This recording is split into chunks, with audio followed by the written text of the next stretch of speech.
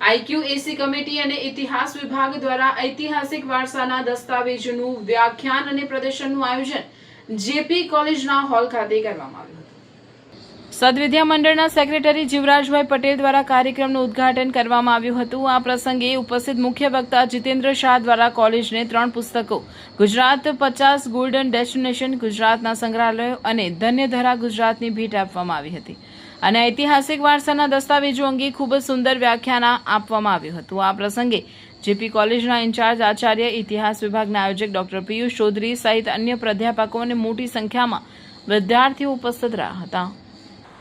યુનિવર્સિટીમાં હોય, એનજીઓમાં પણ આપણને આ જોવા મળતું હોય છે।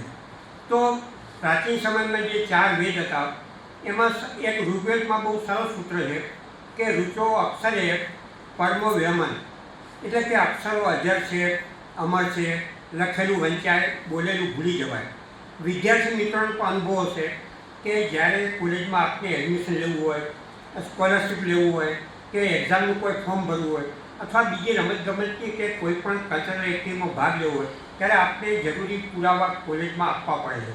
આપ એમ નહીં કહી શકો કે પ્રિન્સિપાલ મારી સોસાયટીમાં રહે છે, અધ્યાપક કે વહીવટી સ્ટાફ મને ઓળખે છે, મારી જ્ઞાતિના છે એટલે મને એડમિશન આપી દો।